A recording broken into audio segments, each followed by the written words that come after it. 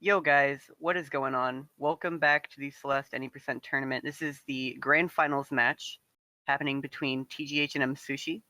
I am commentating with Troy, and we have both runners here and Call.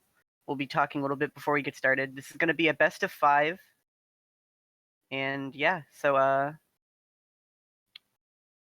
guess starting off, Sushi, how are you feeling about your play today?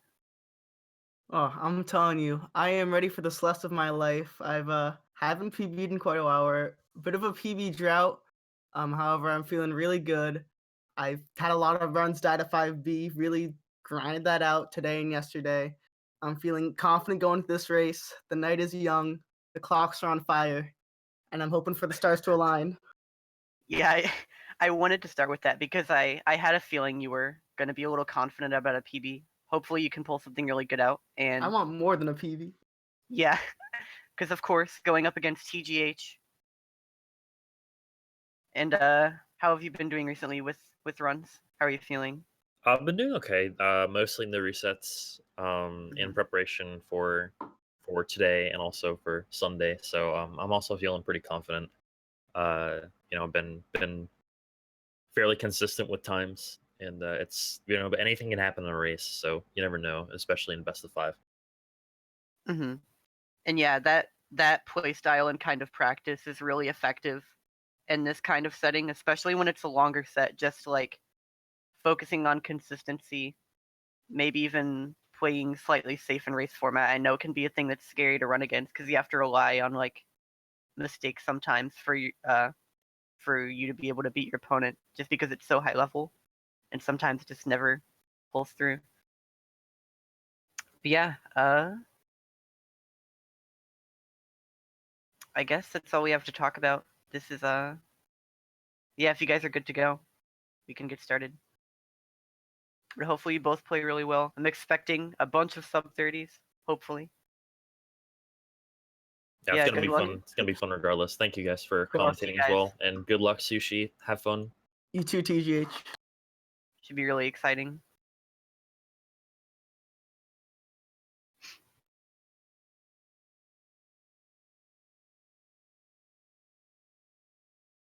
Yeah, when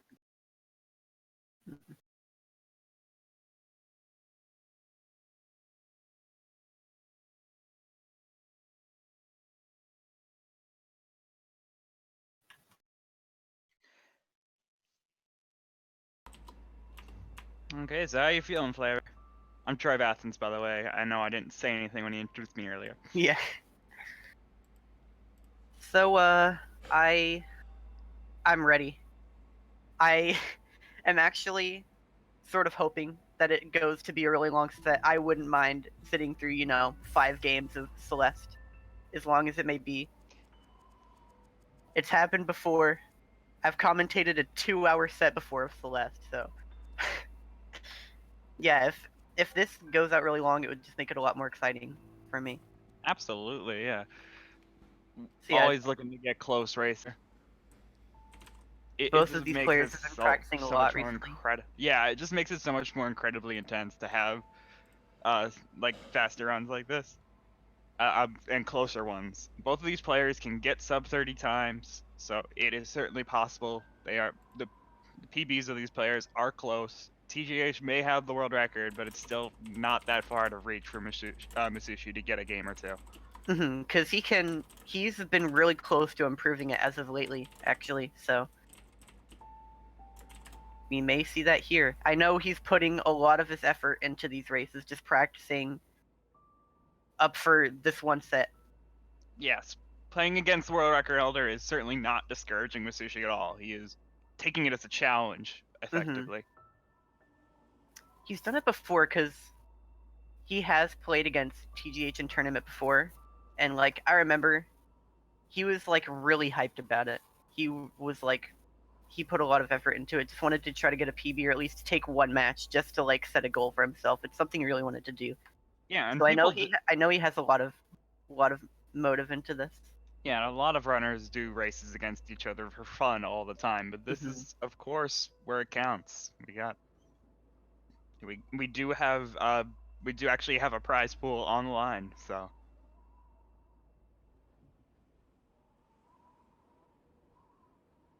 Yeah, just that's the thing to think about is when you're watching races is kind of thinking about what's going through their head at a moment. Like there's been a lot of races where not only are they on PB pace, but also within 5 seconds of another racer. I know that happened with the last race of Nero versus TGH. That was a semifinal match. If you missed that one, it was absolutely amazing. You should check that out. That match was incredible. But Yeah, it's really cool considering the fact of especially like we these runners only get to see their own game. So it is like we want them to have full concentration on what they are, on what they're doing, no distractions of other things. mhm. So despite even despite all that, it seems like they have information of the other because like sometimes you like think, oh, like they're playing more risky or not, but in reality they don't. Yeah, you can kind of get worried about whether or not you're ahead anymore based on your own play. I know that's probably something that higher level tournament players are going to try to avoid, but it's just an extra mental challenge to think about to just keep focused on your own run. And sometimes being on PB pace can get in your head too. I know that's also a thing.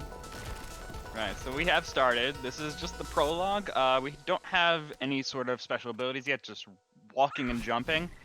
So we were jumping because that saves some frames, and then we gain a dash from that bird right there. So that bird tells us we can dash, and we can dash. Yeah, the birds just kind of teach you how to do things. But yeah, there's a lot of stuff that we can do with this dash, and I'll try to touch on it as we go through this really short chapter. It goes really fast, so it may be hard to touch on everything. This So game goes dashing- fast very in general. Yeah, it's hard to follow, especially this early on.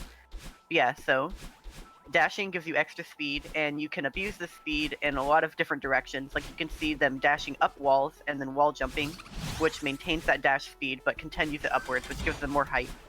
And you can dash forward and jump during that dash and maintain that speed through the air. Known can as a also do dash that- cancel. Yeah, that's a dash jumper, a super, whatever you want to call it. That one Yeah, has we're a gonna lot. use a lot of terms like after we give you these definitions, just so we can be quicker with it. Yeah, so those are the more basic ones. You also have a hyper, which is used a lot, which is where you do the same thing but crouching, and the crouching state gives you extra speed. And yeah, you can use that to gain a bunch of extra distance and jump over gaps like that. It's another wall bounce. Yeah, so and the wall bounces are basically a vertical hyper dash where you're doing the dash, upward dash against the wall, and then just jumping, and that just keeps your momentum going upward. There's some corner boosting going on, where for top 3 or 4 pixels of the wall, if you just hit grab at the right moment, you just keep going through the wall basically, and just Yeah. maintain the momentum.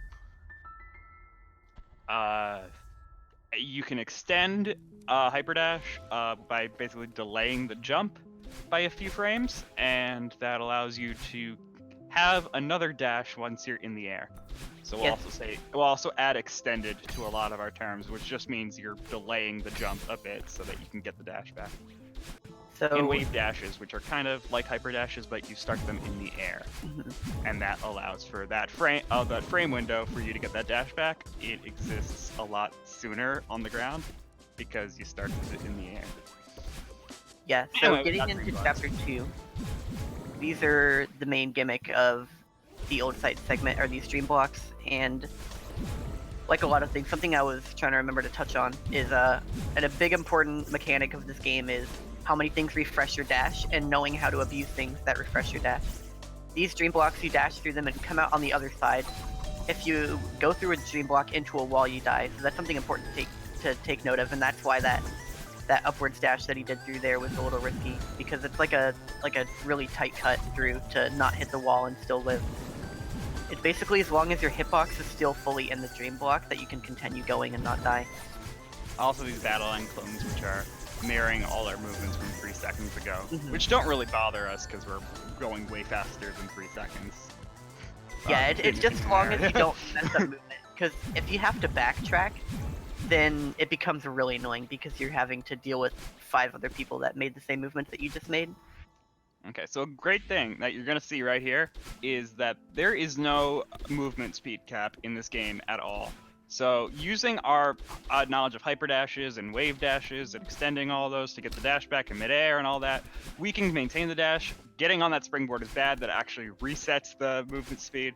But all these hyper dashes and stuff, they allow you to maintain the momentum so that you can build on it with more hyper dashes. So you want to be doing that during that section right there where you're just got a long strip of floor, some corners and walls existing, but you're trying to just avoid all of that as much as possible and just keep hyper dashing through the whole thing. Yeah, that section has no obstacles, but doesn't stop from being like really optimized and like sometimes pretty difficult to do. Just if you adding like extra stuff to it, like ultras. And because you're like continuously moving faster and faster, with each hyper dash that you do, you end up having like smaller and smaller windows of reaction time. So it becomes harder for like a human to be able to do that. But if we, do like tool assisted speedruns, they can get pretty damn fast. Oh no! Okay. Oh, so missed right the there- extended hyper on TGH's side. Yeah, so that's going to be putting Msushi in the lead for now. This level can be pretty punishing. You can see him already taking 2 deaths there to such small things, but essentially and what that's- happened was Tej was trying to extend his hyper dash, like Troy was talking about earlier, so that he could get his dash back and use another one in the air. And basically how that works is, and what went wrong, is that when you extend hyper dashes and dashes in general, the ground refreshes your dash after a certain amount of time. And so if you dash on the floor, it gives it back to you eventually so you can dash again. And you still have your speed in the last 5 frames of that point, I think. Yeah, And it's about a 5-frame window for you to be able to still have the momentum and then regain your dash. yeah, so that's where you just get both, and then you can hyper dash and also have another one. But yeah, so those 2 deaths put him a little bit behind. If Sushi can hold on here through the big mess, or the huge mess, sorry. Okay, and good spike jump there by Msushi. That's just a little minor thing that happens. Basically, the spike's hitboxes, if you're moving away from them the whole time, you don't get counted as hitting the spikes. So you just are holding left in that case the whole time. And that applies to certain spikes in the game. There are some spikes that like hit you from all sides, and some that only hit them when you're moving away, and those are pretty convenient because you can spike jump off of them. Yeah. You don't have to be like completely hugging a wall to wall jump off of it. Basically, as long as your hitbox is connected at any point to a place that you can wall jump, then you can do it. So you can like wall jump from underneath, you can wall jump moving away, and it makes for a lot of really crazy looking tricks. Yeah, I'm sorry for all the explanations, honestly, but really, this is just such a technical intensive game that like it's just gonna load it right now. Oh, of course, once we get past game 1, we can pretty much just start to lay off of that a bit more. But right now, it's just we're trying to show you everything. Even when we get into like the mid and late game, it'll basically more just be play-by-play stuff, because like you'll already understand everything at that point. That's kind of how this game works. It's just like little sections here or there, like we're gonna have in a second on Msushi screen after we get through this elevator shaft sequence. I'm gonna start explaining it now, honestly, because demo dashing takes forever to explain. Basically, we're gonna be doing a mid-air crouch dash, which you're allowed to crouch within a few frames. If you're able to input a crouch and then input a different direction within the frames. And so there is a safety checkpoint there. Yep. There is a 4-pixel gap. Okay. There is a 4-pixel gap between the wall, between the balls that make up that wall of spikes. So, and a crouch dash in midair, conveniently, is exactly 4 pixels wide. So, or tall. So you are able to just barely fit through 2 balls of spike. Sushi losing his lead. So Sushi getting an accidental corner boost, something we were talking about earlier, where you jump off the top few pixels of a block. He got one by mistake there, I believe, and ended up sending him flying forward in front of where I believe you wanted to go, and just getting eaten by Oshiro in this little chase here. But yeah, that trick that he was just explaining was done first try and second try from each runner respectively. Which, yeah, you go to the next screen just so you have a checkpoint on that screen. Otherwise, it would have sent them back to that whole section where there was a bunch of wall bounces happening. And yeah, that would have it just allows you to retry the trick over and over for if it gets difficult. because it is pretty difficult. Okay, so Tej taking a safe cycle at the last screen there, so actually putting them back pretty close again now. Basically even Yes. coming out of here, second apart or Just so. about a second apart. Pretty solid paces from each though. So Golden Ridge, we've got wind, which is wind. We've got bubbles, which kind of act as a mid-air dash for us, so they give us a free dash once we get back out of it. And clouds, which count as trampolines. We're done with those explanations. Now we can move on to play. Yeah, and Ridge is a chapter that has a really noticeable difference from first playthrough or casual play to actual speedrunning. It looks really different when done at a high level, and that's because as you practice it a lot, you learn to basically be unaffected by the wind, and that's because with dash speed, and in a lot of cases hyperspeed with hyper dashes, your movement speed is not really affected by the wind as much as it normally was, or basically not at all. Even in the final section when you have the insanely strong wind, another spike jump right there, by the way, done from both runners right away. I'm saying. Go ahead. Oh well, actually, yeah, auto scroller skip gonna happen. So, this basically you can use the momentum of the block right there to help you get some distance. You can also do it without the block, but it's like just barely possible. So using the directional block really helps to give you that extra momentum. Mhm. The wind can also cause bitrate problems, so excuse the stream quality right now.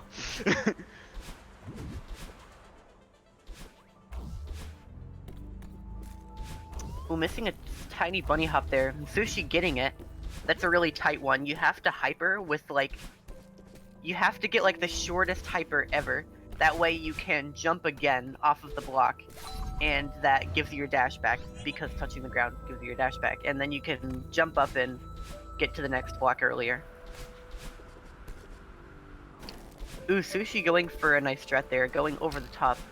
Taking a little bit slow though, he may have been low on stamina for climbing up. That's gonna put him behind a little bit. So now entering the cliff face section. This section, because like I said, you can get really used to fighting against the wind just with really good movement and always being in hyperspeed, you can kind of mitigate it. And so in this case, the more important thing... Go ahead. Sorry, I was just gonna say that your movement is actually, while dashing, is not really hindered at all by the wind. Mhm. It actually doesn't negate it at all. Only when you're just moving, like, by walking or jumping, will it actually push you backwards. So the more important mechanic of this section, in a speedrunning sense at least, is the snowballs that can kill you, or that you can bounce off of to refresh your dash. Because a lot of things in this game refresh your dash, which is nice. Once again, maintaining really consistent times across the board, like both really close to each other, and both each getting pretty decent ones. They're both on solid paces right now. So in Temple, things get a bit interesting. This is a fairly new route change, and also, well, it's not a fairly new route change, but it became popularized very recently. Let me clarify, because there's some madmen that have done this route change for a while, but it was only recently made much more consistent. It used to be incredibly difficult. But We'll get to that later, but right now we're just in this chapter. But basically, they're going to be not completing the Temple A side. They're going to be collecting the cassette tape and doing the B side version of the level, which is slightly harder, but much shorter. And that allows you to complete the chapter overall faster. Nice corner base from Sushi. Yes, this game has a lot more to it than just these chapters that you're seeing right here that are part of the story. There's secret chapters that you unlock with cassettes and hearts and other things, and so you know, just there's a bunch of stuff. So yeah, there's B-sides, which are always going to be harder versions of each chapter, which we usually don't see. Oh no! So these get disappearing platforms, he tried to input a hyperdash off of one of them, and it disappeared from under him right as it happened, so he couldn't get a jump input through, and he just dashed straight forward. Ah, it's a really bad time loss because he was on the fast cycle too. That was Yeah. looking to be good. Yeah, that was a good cycle to get right there. Okay, Yeah, so now we are in chapter 5B. So like I said, there's a B-side for every chapter, but it's the only one we're gonna see. And it's also got really good music, so please enjoy this while you can. So this chapter is so much shorter that despite the time it took for them getting the tape, you can still complete the overall chapter 20 seconds faster. So, and it's Yes. because of this thing right here. So you can Yes, get to the end of this room early, skipping a bunch of keys by doing this little wall jump right here. Oh, Messing it that's up, fail. this is gonna be Sushi's chance to catch back up. Yeah, If he can so nail this, you have to wall jump failing it- basically on the failing first frame that you enter the room. yeah, and failing it involves you going back to the map doing the and exact same restarting the thing. chapter. So it Oh, is no. actually quite a time loss. Oh, gets it on the second Here we try. go. There it is. So yeah, when you hit retry, you simply just spawn back at the right side of the screen. And Second try so- for each. Okay, so that basically made it so that the difference was mitigated. Although TGH did just get a death. So we're both of them there. So did Every time Msushi. a death happens, it gets evened up in some other way. This always happens. I mean, that is true, but there's still deaths in different locations, considering that the respawns happen at the beginning of a screen. TGH technically did lose slightly more time, as Msushi's was at the beginning of the screen, Yeah. but really, it was pretty much negligible. And then another spike jump there to skip another key, or another section. So yeah, now they are entering into the unraveling section or the secret section. I don't remember what the specific checkpoint is called, but I always call it unraveling, because that's what it is in the main 5A, yeah. Yeah, so in this section, the Seekers appear, and 5B gives you these puzzles where it actually wants you to abuse their mechanics. You can bop their heads, and they explode, and they can hit switches, and they can also boost you, and that's used in a really cool way right here. So each time they respawn, they give you a boost, and you can dash right through them, and then skip to the end of the screen. Instead of breaking all those walls, you can just go right under them. And then out of that section quickly. Sushi They getting were- it as well. Release a little shockwave. And we got Theo here, who, a very interesting mechanic with him is you cannot dash while holding Theo. But he still will, all the momentum still gets added when you pick him up from a mid-throw, or you pick him up from a mid-dash, you are still going to maintain the momentum. So you can kind of build on each other's momentum that way. Yeah, so like what T just did there, for example, he did a little quick ultra on the ground, and then used Theo to maintain that speed. You kind of just throw him in front of you and set him up. Sushi, not again. Okay, not as bad that time. TJH on the final screen now of 5B. Msushi taking about a 2 death, screens second to behind at last that screen. point, considering TGH has now Okay, just finished fine. it. Both making the fast cycle in that screen. That's a little bit difficult to do, but nice. Okay, so yeah, maintaining a like 10 or so second deficit. I'll have to look at his timer. Yeah, I'm gonna expect that we get a bit of a sync help here at the beginning of this chapter, just because when you're in between chapters, there is a bit of a delay that occurs. Basically, the timers are always stopped during like cutscenes and well, not cutscenes, excuse me, but in between chapters basically, and so that can cause a difference in timers. And right now we're at about a 5-second difference between timers. Yeah, and that just depends how much time you spend on the menu when the timer's frozen. And maybe if you have slightly worse loads, that can affect it. They're not actually going to hurt your run performance because the timer's frozen, but it can make a difference when you're racing where you're comparing each other in real time. And so, usually we get it resynced near the end so that we can see the accurate comparison. Yeah, this is chapter 6. A gimmick of this chapter is these really fast blocks, which, like we talked about earlier with that auto score skip, things with moving speed add to your momentum, and that gets really cool with hypers. A big wall bounce right there too from TGH. Yeah, and some, We like to abuse that speed a lot. Yeah, and a couple neutral jumps right there, which I don't know if they actually touched on that. Basically, is a way to climb up walls without using any stamina. If you simply jump away from the wall with certain timing, so that you're not actually jumping away, you're just kind of jumping straight up, and so you can climb a wall that way. Yeah, its uses are pretty subtle. It's used like 2 times. Yeah, and also bumpers. Bumpers can be annoying, but Yeah. you get Because they kind of just generally they have like predicted patterns, but there is a little bit of a sway that they have back and forth, and that is kind of RNG. It really is also based on timing, but like, how are you gonna memorize that?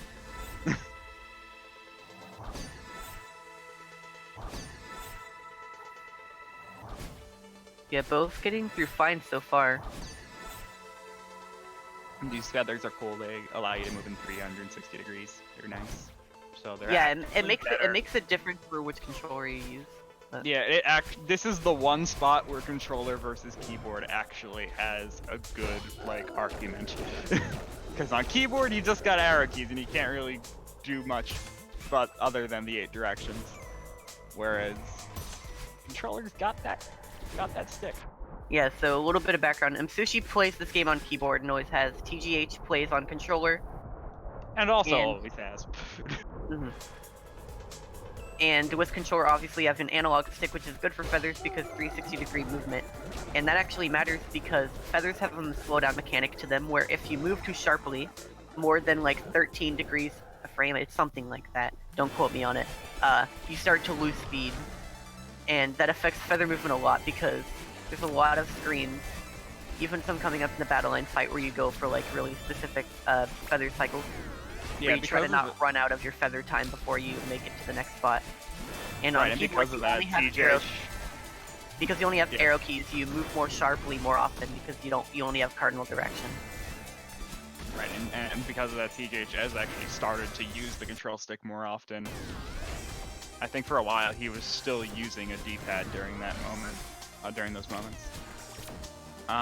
We kind of missed the battle line boost, which is basically just using those giant Kevin blocks or like charge blocks that are coming out that you're using, and using the momentum to like gain a crap ton of momentum and allow you to keep it through the cutscene and then just run into battle line during it. And now we are fighting battle line, which basically each screen we just have to go and hug battle line. We are actually trying to hug her. That is actually canonically what is happening here. And she just keeps running away every time we try to hug her, so you just gotta keep chasing her. Yeah, and the cycles she's shooting projectiles and lasers at us. Yeah, the cycles with her projectiles in this section are pretty cool. Yeah, and if you do it quickly enough, she only gets to attack, like, through this whole sequence, I'd say about, like, less than 10 times. Most of the time you'll never see one of them be hit, just because no RNG in this game. You can always set up movement and patterns, like, around her projectiles. So, like, right here, you dash forward, and then she shoots the fireball up, so then you can just hyper right under it. Yeah, it's always based on your location and the time interval between the two, like between two projectiles or two lasers is always the same. That's why you generally don't see these guys get hit. You can kind of just run in her face like she's not even doing anything. Just because of specific patterns that we have set up to make it. Also, the way hitboxes work for battle line in this sequence are kind of forgiving. So, if you're really close to her and also at the same time the laser's about to go off, it will just give you the hit most of the time. Nice ultra there from Tej. So TGH is pulling ahead in reflection here, already having a slight lead, but his reflection was really solid. Like, yeah. really, really solid.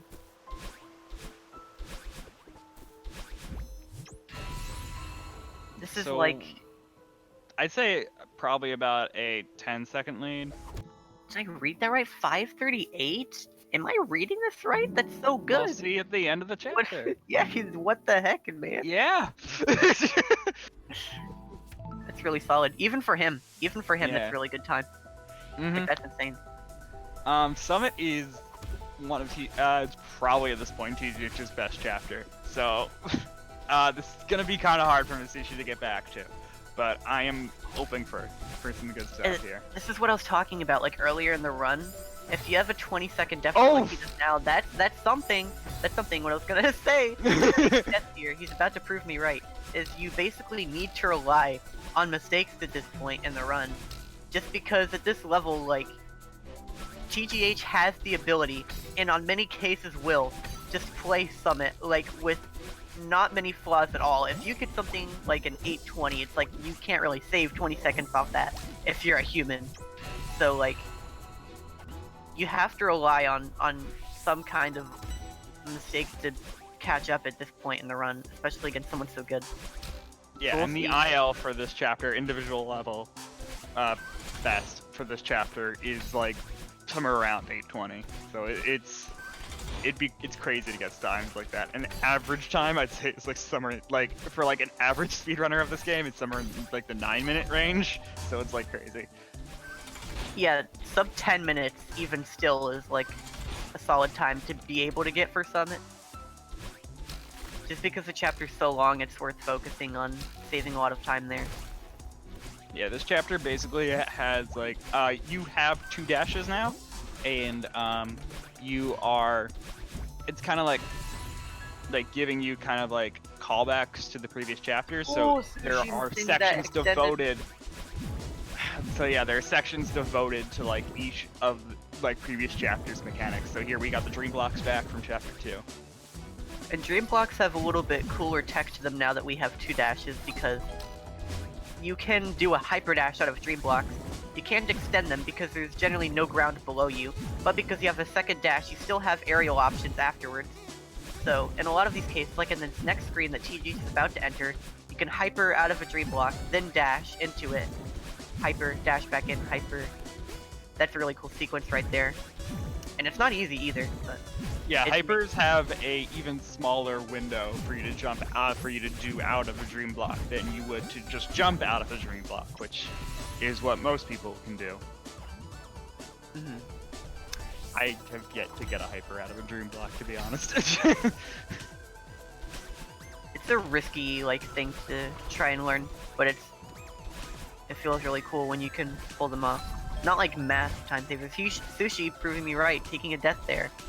If you miss it, you just like fly straight down. Okay, Nice TGH started in 1500 meters, which is the chapter which has the most punishing deaths, I would say, other than 3000. So this is like the part where if Msushi was looking to get something, this is the chapter that could potentially help him a lot. TGH already and out. That right there was a little bit of a problem of like down dashing in the wrong location for the secret for the next room. Kind of just inputted a bit early. Thought he flew further than he did. Not as huge of a time gain for Msushi as you would think, but it's still something. Yes, what you're just talking about a minute ago with needing a costly death in 1500. The most noteworthy room is the one Sushi just got out of. He took a death in it himself, and not being able to make the fastest cycle, well, almost fastest cycle, the one that a lot of people go for. And that cost him a decent bit of time. TGH is just kind of pulling ahead here. And TGH is just having fun a little bit as well, seeing how long he can maintain a berry while doing this run. Oh, never mind. Nope. He just gets it right it's almost like he was listening to you there. Nah, shut up. He is not, but it seems like he is. So basically, those strawberries are just for fun, but in order to be collected, you need to be what's known, basically what's known as a safe location for a few frames. So basically, like any sort of solid platform, for a few frames, and then you will actually collect the strawberry. But a lot of players, especially like when you're doing an 80% run where you don't even care about the strawberries, you just kind of want to see how long you can keep it hanging by you. Yeah, Sushi is keeping it right now. He'll probably lose it here though, because you have to like walk across that platform generally. But yeah, it's a little thing you can keep up with, is how you can hold on to it. It's getting into 2500 meters. Oh, I want to see if TGH goes for the strat here. Aw, he isn't. Corner boosting on that area is really hard, so yeah, I don't blame him. I was just looking forward to seeing it if it happens. Well, that strat and one other one that I'm thinking of. There's a couple cool things you could do there. From what I've known, TGH pretty much only does stuff, especially in races that he knows are consistent for him. Yeah, he plays for complete consistency. So like I'm just it's at this point it's probably just that he isn't consistent enough at getting those corner boosts that he really wanted to try it. Okay, so threading the needle right there, that is a pretty small window, and door skip, where we're going underneath these doors. This is actually a slightly larger window than that threading the needle before, but still both look very cool. Door skip, easy clap. Because of demo dashing, the thing that we talked about way past in Resort, Yep, the giving you crouching that- dash here. Giving that smaller height hitbox. That's actually used there by some runners to make door skip a decent bit easier, just to make your hitbox smaller. You're more likely to make it through the door without bonking on it. Yeah, Demo Dash is a bit of a more recent discovery though, so people have been used to doing it without a Demo Dash for a while, so a lot of people just don't do them still. Sushi missing it himself. He's gonna have to take the spring. He's hitting the buttons. Okay, just playing it safe because he took a death there. Wait, no! Okay, he goes through the second door, but not the first one. Does it count? I think it was, it's kind of weird. Sure, why not? It counts. Only But I think it was more just because he ended up having to use a dash through that second try, so he didn't have the set like what he would be used to do the first door skip. You can still kind of do it, especially since you regained both dashes from that springboard, but it's still like something like you're just not in the same comfortable position as you were just from starting it normally. Door skip saves 9 years. Sushi only getting 4.5. Will that make the difference? I'm not sure. Right now we are, so we got these flags here of counting down from 30. Checkpoints are a bit different in 3,000 meters, as these flags represent our checkpoints, not new screens, as a lot of these areas are just like one continuous screen. So PJ's just hit flag number 13, and Msushi's on 22 right now.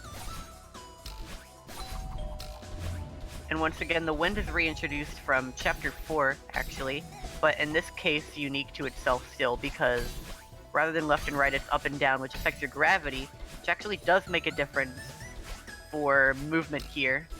Yeah, and pay attention to TJ side, as he did just skip flag number 10, meaning if he had died there, he would have gone back to flag number 9. Everyone skips flag 8 because it's really short, so that one's not a big of a deal.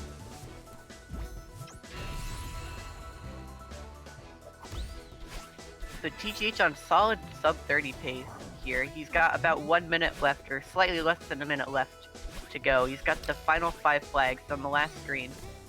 Skipping flag 5 by the way, you would still respawn at flag 5 because that is the start of a new screen. Just a little.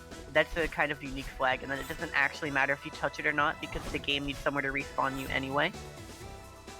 Going up to flag 2.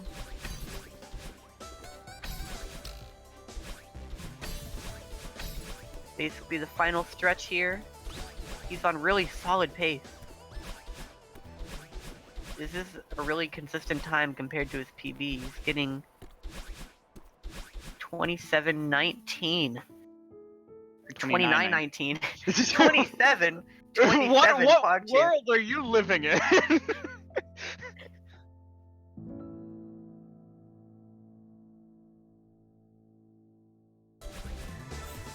Sushi falling right behind on the final screen. Yes, this just hit flag number 3. So this is looking to be about this could low question 30. mark be a sub 30, but Nah, this is low it's 30. gonna be very hard. This is low 30 pace. Yeah, 30, yeah, it's gonna get like to a 30 minute. 30:05. Going for the fast flag 1 strats here. And like I said, Msushi can get sub 30 pace, so 30:05. you know, it just happens. Right, 30:05. Hey, you called it. Good job. Still good run from him. I know he wants to PB, but that's still not bad. It's a little bit just off of his PB. I believe in him though. He can pull through in one of these next races. We'll see. I know there's definitely a lot of improvements he will want to be making to that. He had a little bit of costly deaths in Summit and Chapter 5.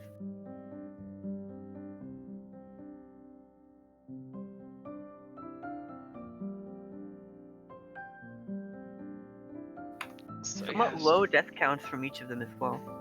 Yeah, so there are 2 intentional deaths in this game. at this point in the run, in these runs, because of basically keys. The first death is because of a key, in that when you die, you still keep the key, so you can just kind of go back to where you would respawn and still have the key on you, so you can go back and unlock that door without being through that whole complicated process of getting that key area. And then the second one being that little death we do to get in the right respawn location for 5B. Yeah, that one being an So- actual like death, like respawn, like exploiting the checkpoints. Yeah, you actually have to hit retry, which does count as a death. So, if you have to take 2 deaths off of the death counters here to really get what's known as the unintentional deaths of the run.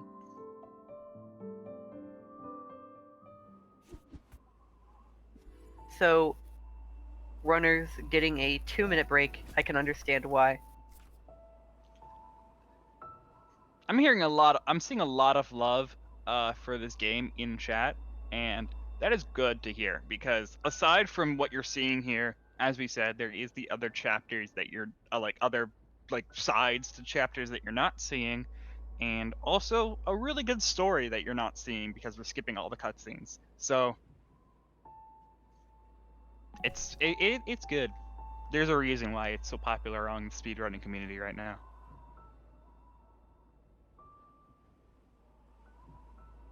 Oh yeah, this game is up for, may as well sell it out while I can, is up for multiple categories on the Game Awards.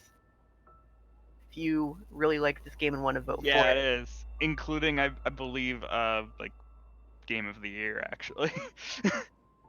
Game of the Year, Best Soundtrack, Best Indie Game, Impactful Games. Give it I that made sure goatee. Come on, guys, give it that goatee. I'm making sure to focus on soundtrack because I think it really deserves that one. The Oh, soundtrack for this game is amazing. Soundtrack, true, but actually, I do personally give this Game of the Year.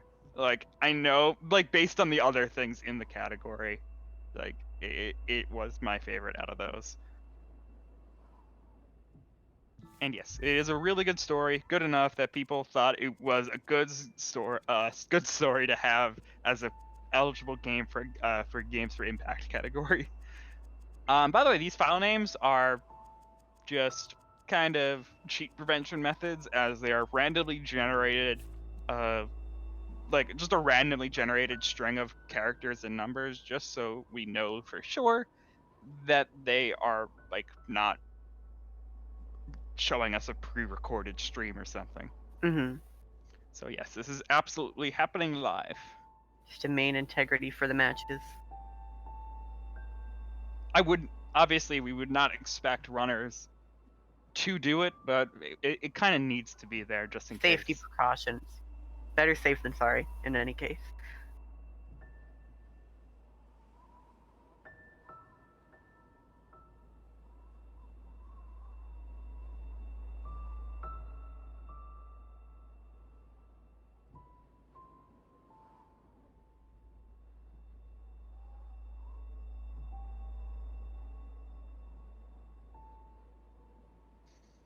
Okay, so yeah, that was crazy fun to do. We got the race was less than a minute apart between the 2 runners, which is actually pretty cool to see.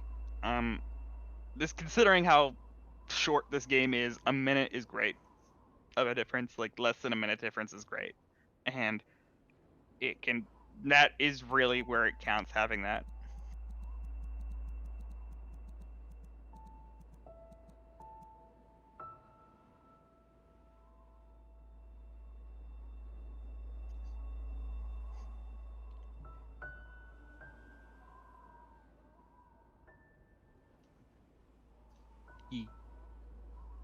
Yeah, so of course we do other things that are going on. Of course, we while these players are setting up, I will remind you guys that at 9 p.m. there is the non-stop 70-star tournament grand final. Was it?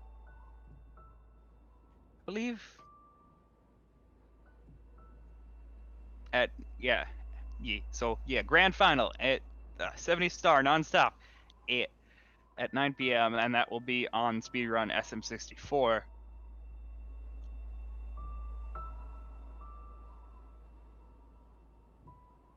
So both players are ready, the file names are set up, and we are about to go.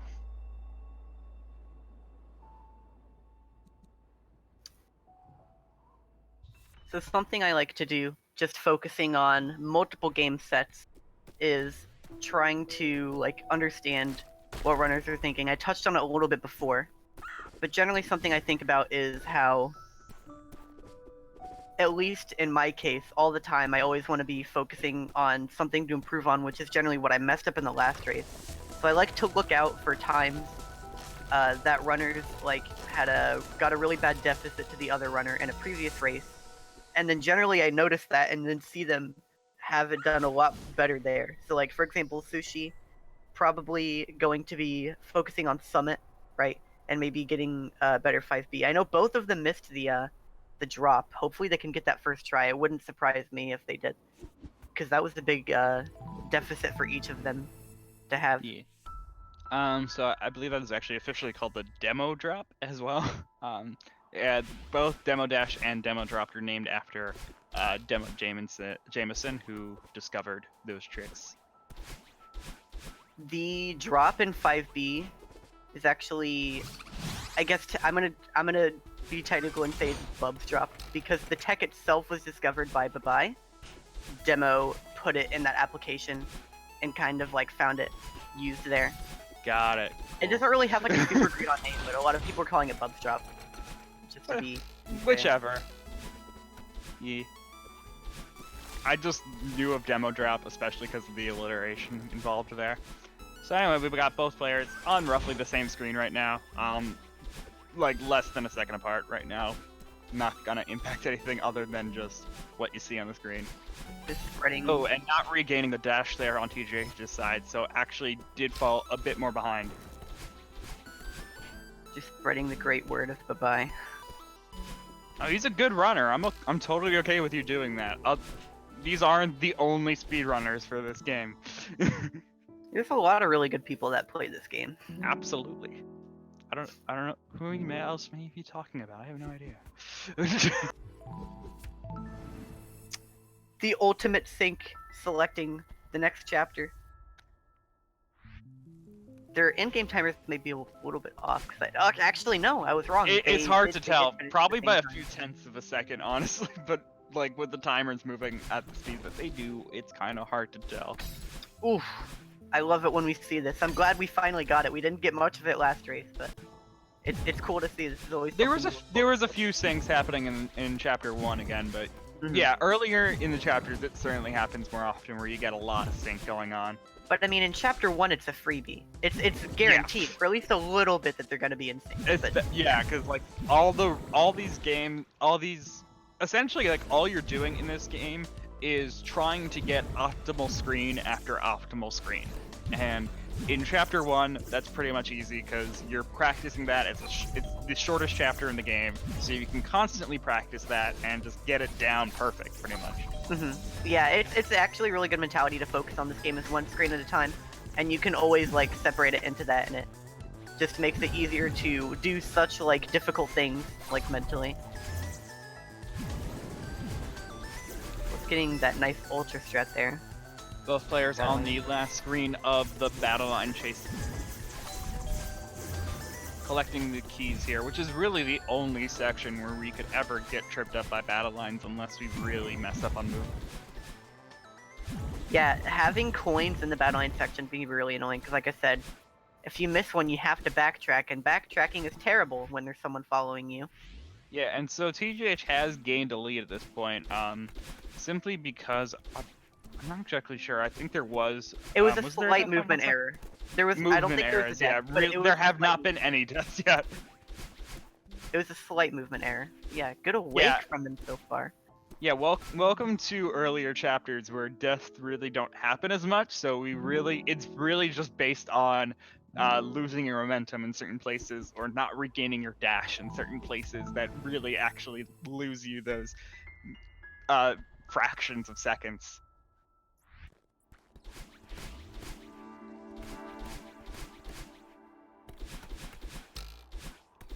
I don't think we ever touched on these dust bunnies, which are just moving back and forth in cycles and damage you. I mean, yeah. that Basically everything in this game kills you on contact. Except for platforms and strawberries. Well, hazards. And Hazards all kill you. and those diamonds right there, and those keys, and also doors and locks. Yeah, if you get crushed.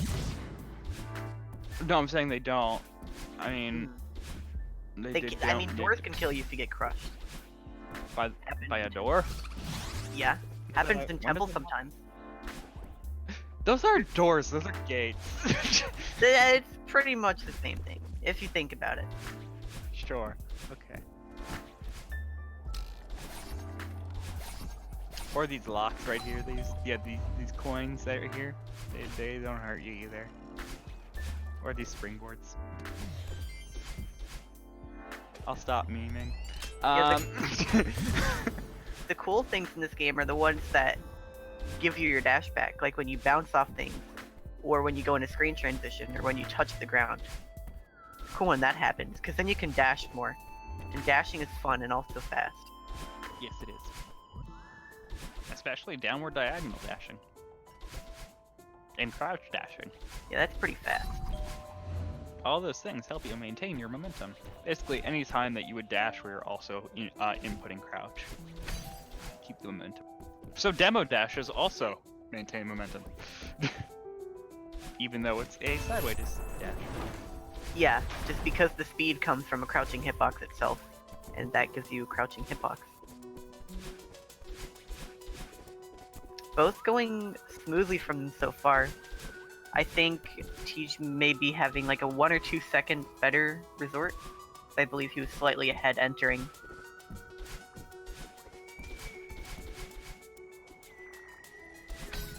That wall bounce that he does there is crazy. Yeah, 214 on that button.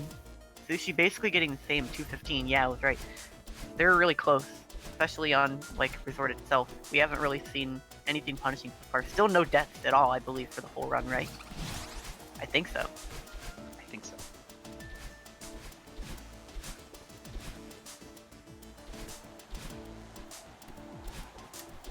Our first intentional death doesn't come until 5B at this point in our runs. It used to be in this chapter, but because of the demo dash, we actually have eliminated that one. But then it came back with 5B being used, and then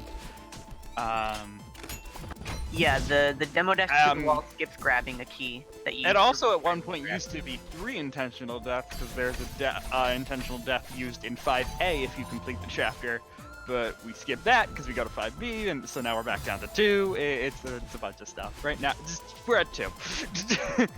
Death taken there by, I actually forget which one I took it just then, but someone okay. Yeah, don't worry about it. They're still pretty close. But yeah, coming up on the demo dash itself here. Getting right through TGH first try as well. Let's see if Msushi can get a first try this time. There we go. He's been playing pretty consistent on that today. Death and now by they're TGH even. there. Now they're even. He takes a death. Well, actually, Sushi's slight ahead because TGH had a bad cycle. When you respawn, you have slightly different cycles called death cycles, and that's because you always have the same cycle, but when you respawn, it's slightly different because you have to sit through a respawn animation, and so you can't move until slightly later on in the cycle, and it makes you have to learn like pretty much backups for rooms if you die in them, and it's really prominent in Resort Chapter 3 in particular, just because there's so many moving dust bunnies and like Oshiro chasing you, for example, who follows your movement. Yeah, this is true in other chapters, but there's really no other chapters with as many cycles as there are in Chapter 3. This is really scary. What do you even do here? Oh my god, Msushi! Okay, losing a few cycles there, but he's not taking a death. He just wanted to play safe there, but that's gonna lose him quite a bit. About a half screen behind at this point. If you count this whole giant sequence as one screen, we're at about half screen. That corner, he got an accidental wall kick. That's a thing that can happen. If you land on the very edge of a grounded platform, you can accidentally wall jump off of it while like slightly on top of it. And that wall jump makes you lose all of your speed. And Msushi was also... Yeah, Msushi was also like in a cycle that he was not used to, so he was playing it slowly again, and so that cost a lot of time than like a normal like missed corner boost just in any other chapter. So but still, getting about the same time that he got in the last run, which was like a 8:16, I think, or so, it's still not bad. but TGH getting a lot better pace, so it's actually gonna hurt him this time around just because he did a decent bit better than his last race on his end. So about a 5-second gap at this point now.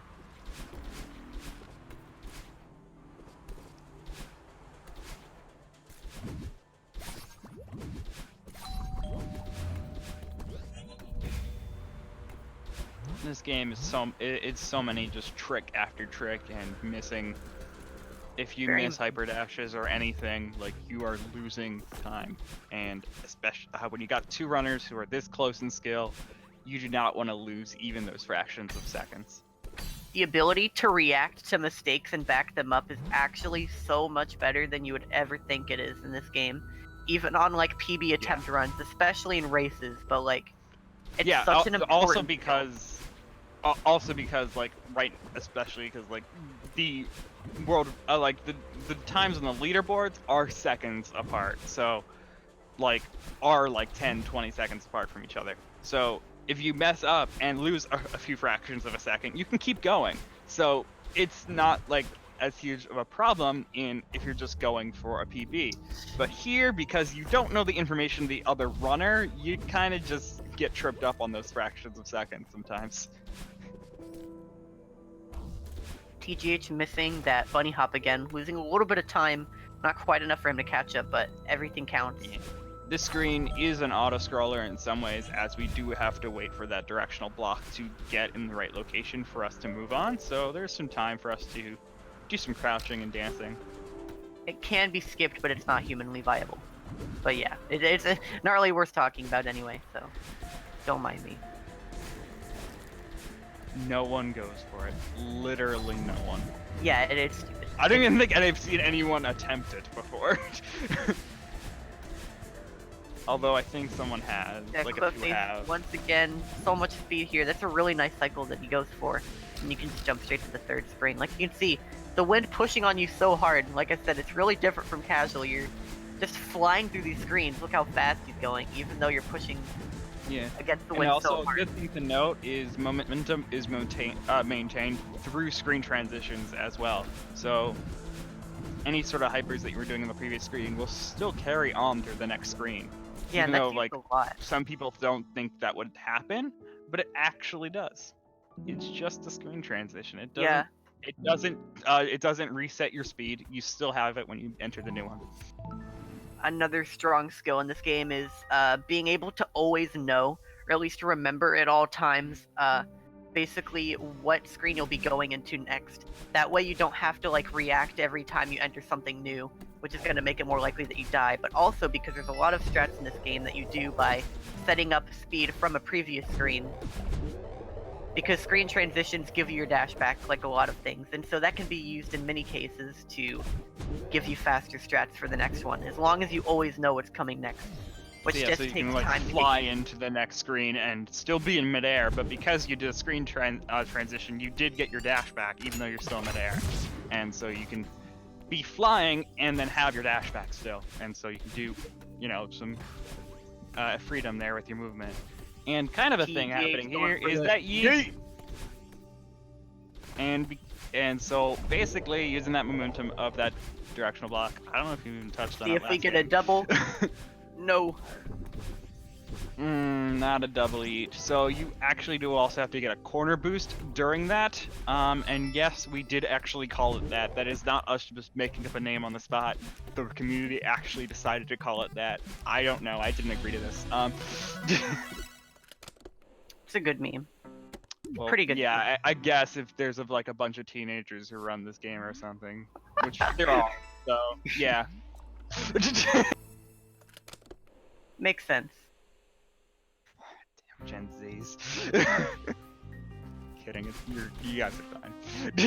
So Sushi already gaining a little bit of time, at least from his last run, just by not dying in there, closing out that tape time solidly. Hopefully they can both get this drop this time around, the bumps drop coming up in a couple rooms.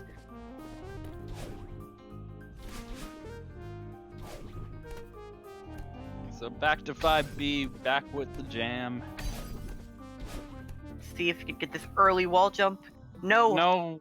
Holding A for maybe just a frame or two too long, or maybe just jumping late. You want to hold A for basically no amount of time, like as short as possible, and also do it as early as you can. That way it doesn't force you above the platform, because the game is trying to Gets it force on you the above the second platform. try, and now they're back in sync. I will note, by the way, I didn't actually say it before, there is like section checkpoints that happen outside of chapters, so you can restart from like mid into the chapter.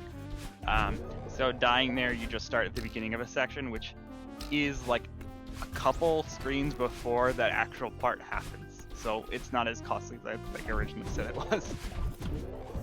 Although it still costs seconds. So yeah, Oh, no. these two runners, did not get that dash back, and these disappearing blocks. No real way to cover in that It's sort still of an way. improvement on 5B for him. He can still make this happen here, especially entering the Seeker and Theo sections. Deaths here can be very frustrating to deal with. Let's just Like see. that one. I mean, that's a lot of the screens can be pretty short. Especially that one that he just died in. Oh, how is he gonna get that coin? We're good right now. He can't. He has to recover. didn't. That's He died. actually costly. That is actually a costly death from Msushi. Seeker just barely gets it that second time. CJ's still moving through pretty well right now. Now into the Theo sections. This section can kind of have some deaths. It can happen. People have gotten very consistent. It's really these Seekers that can really be annoying because they continuously are charging at you based on movement. Msushi getting another death. Isn't what he's looking for right now. You gotta have to be make something very... happen.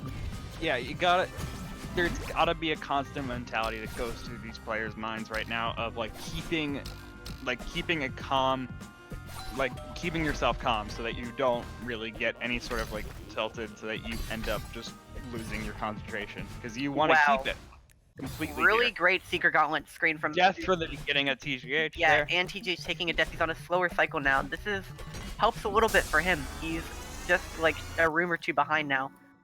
There's taking a small death step on the what Theo calls the impossible screen, but it's not that impossible. Depends on which strat you do, but yeah. Okay, 15, 19, just a little bit behind. Definitely an improvement for him still. He's 15 seconds behind. It's possible. He can make it up. He's gonna have to play really well and rely, like I said before, on deaths from TGH or mistakes. TGH had an insane reflection last time. If that happens again, Sushi's gotta be shaking. Because you can't save 15 seconds off that. It would be pretty insane to take 15 seconds off that.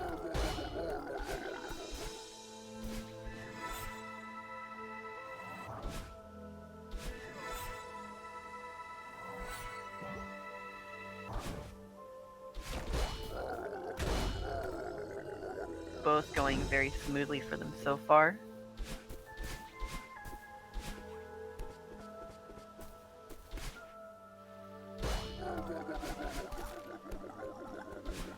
So much speed from that block there. Yeah, it's a lot of fun to use it. You just go flying forward. Or upward, whichever direction you're going from the Kevin blocks. Which are really just called Kevin blocks, by the way, by the sound designer who made for this game, which made the sounds. Literally just stuck its head in a bucket of water and made that noise. And Pretty great noise. yeah, it's a pretty great noise. So that's why we gave it the name Kevin block, even though I believe they're just called crush blocks, canonically. The community was just like, dude, who made this sound? Oh, it's Kevin. Oh, okay, cool. It's a Kevin block now.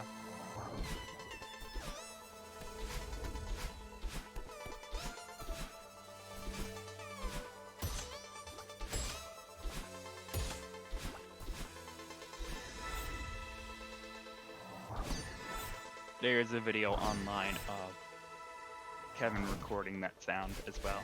He did record himself sticking his head in a bucket of water while making that noise. I swear, the section that TGH and Msushi in right now is actually one of the hardest sections in the run. Yeah, It's a killer. It really is a killer. Yeah, these bumpers, by the way, I think Msushi did it, have some frames where they do not have a hitbox at all after you bounced into them previously. So if you do dashes in the right way so that you can like reset your momentum and dash through the bumper instead and end up on the other side of it really quickly. So that you can just, just locations. Instead of having to go around the bumper, you go through it. And now the battle line boost. This time around, you can see you just have to count the amount of times that her hair flies away, and then you kind of know you have a setup for just when you need to jump. You can just go flying right in. Yep, do a hyper dash, and then a bunny hop. So you, because of how this game works with momentum, you gain the momentum of this Kevin block twice. Once from the hyper dash and once from the bunny hop. So you go really fast. And you do need both of it, both of those, in order to actually get the proper momentum that you need to keep it in the cut. Because the cutscene also slows you down a little bit. It tries to like take off some of the momentum so that it can actually put you in the right spot, but sometimes you're just going way too fast for it, and it's just like, I'm gonna go flying. And now the two players are fairly close together. We got a few screens between the two players right now at this point. Say about it's still like a 5 to 10 second gap right now. Sushi is getting the reflection he needs, but TGH is not biting. He's just gonna keep playing incredibly consistent. Nothing really. I don't think I've seen death so far. I may be wrong, but I feel like both of these reflections are going really well. We'll get to see at the end of the chapter. There is, of course, the death counters that happen when you go back to the map, so we'll be able to see there.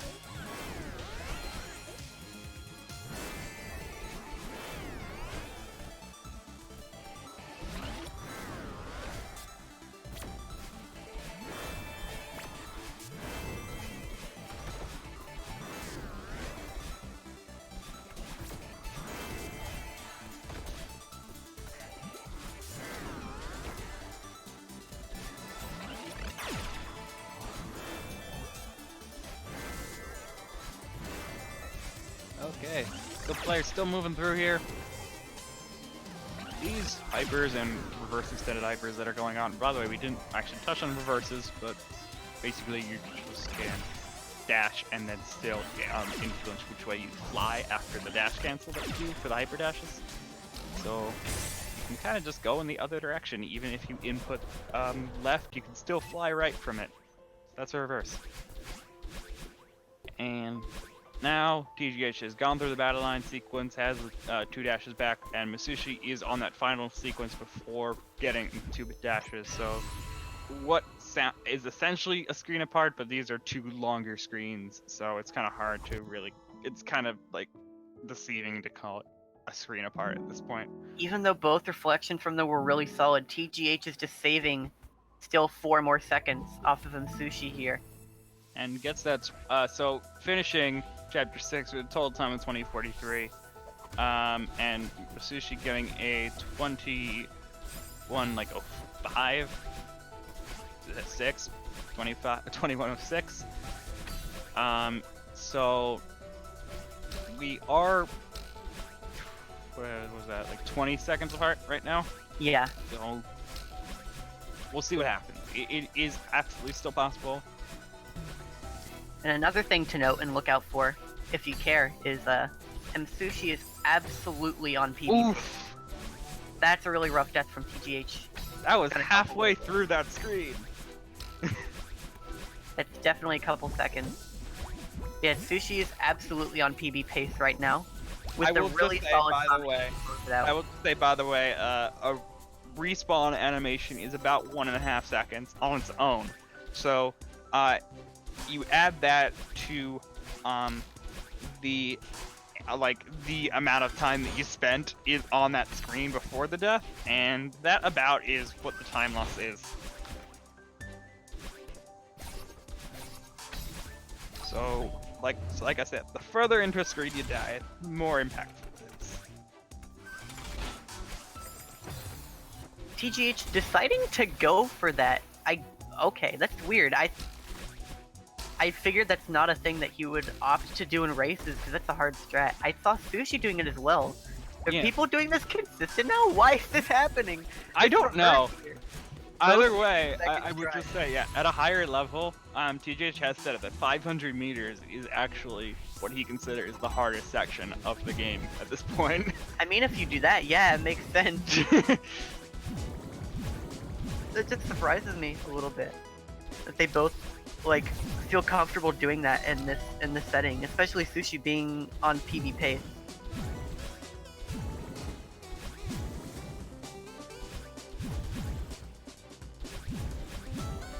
Yeah, Sushi's summit pretty solid other than that one thing, which that was just like a 2, maybe 3 second death. It was pretty short.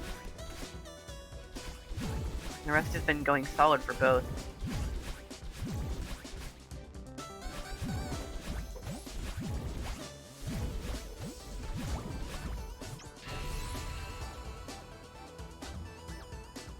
Yeah. So, Sushi almost done with 1,000 meters. TJH just entered 1,500 meters. As I've said, this is a very punishing area. Not only because of the deaths that could happen here from the cycles, but also because of those death cycles that you then run into if you do die. Sushi's already saving 6 seconds off of TGH on this summit.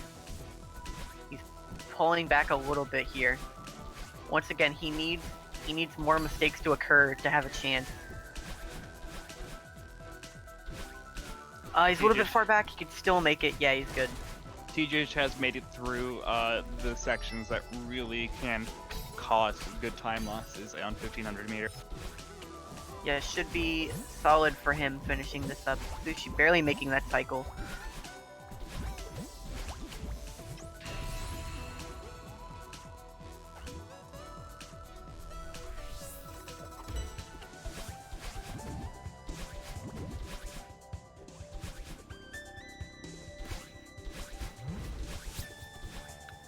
Yeah, very good 1500s from each of them, actually.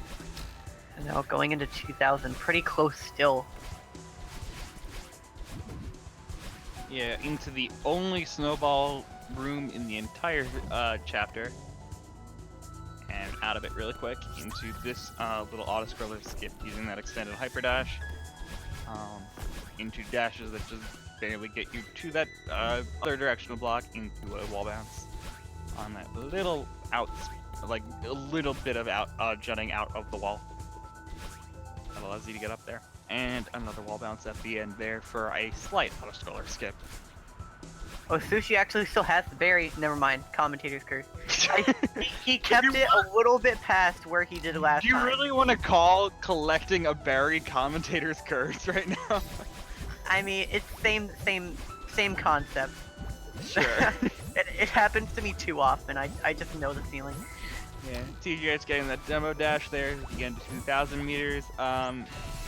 It's really not like punishing to go for that one, as if you fail it, you just are grabbing a wall. So you kind of just, if you fail it, you're prepared to fail it. But it really doesn't happen, as Msushi can do it there as well. Nice. Again, these things that we're going for with these demo dashes are very small gaps, so Oh, that's scary. Okay, he's good. pretty hard to actually get them to go through.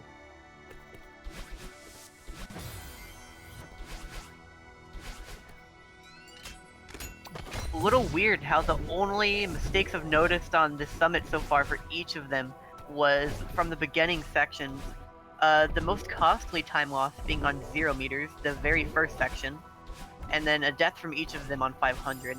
Yeah, This part can be bad. threading the needle. It's gonna help a little bit. These small things add up. It never looks like much, but it's exactly what you have to hope for as the other racer. It definitely adds up. Sushi taking the same death. If he can hit door skip. Yeah, he's doing the demo dashes. He's good. Taking the same death, so not super capitalizing off of it, but still really close behind. 3,000 meters, still a long section. Something could happen here to make a difference, especially considering they're, let me see, like maybe 10 seconds apart.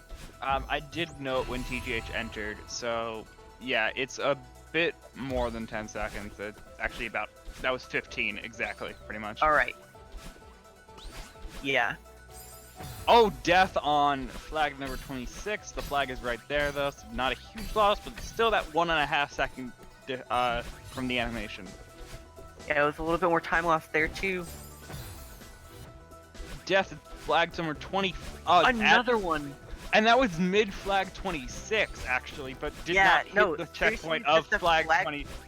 Sorry, flag 24, but did not hit flag 24's checkpoint, so went back to flag 25. Taking a death as well. No. Oh my god, come on, guys. I talked about it earlier, but like every time it's like, oh, we had a death, he can make it back now, and then the other player gets the exact same death. I don't know what causes this to happen. Who is writing the script for this? I swear. Crazy. Okay. TGH just went by flag 18, now on 17. Msushi about to hit, I believe, flag 19.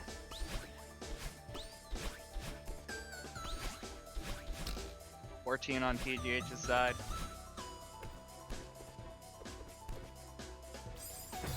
Oh, taking a death at the end of flag 14. Okay, now they're really close, actually. On the exact same flag now. That's a really costly one. This updraft section looks friendly because of the low gravity. It's a little bit more slower pace, but these flags are so long. Like you just saw there. Damn, flag 13? It just keeps happening, man. Every time. And then, what? Oh, Msushi getting a second death in flag 13. That is one of probably the longest flags. TGH has skipped flag 10, so would go back to flag 11, but 10 is pretty consistent at this point for him, so that's why he skips it. On flag 7 now. Msushi not too far behind, still about 3 flags between them now. But this is really going to be, at this point, looking for those mistakes from TGH. And it's not... It's hard to see that happening in these final 5 flags. But it can Sushi's just barely behind PB pace for himself. I think he may have lost it at flag 13, which really sucks to see this late in the run. Especially considering how close the race was, too. Which of course isn't something probably going through his mind at the time. He's probably just expecting Tej to get another, 29-15 and be done, but it was actually really close for a long time. He definitely had the opportunity to pull through there. 29-39. If he wants to take a game, everything is there. He just, like I said, Summit. Just barely missing PB, but getting a sub 30. Which of course is still really nice.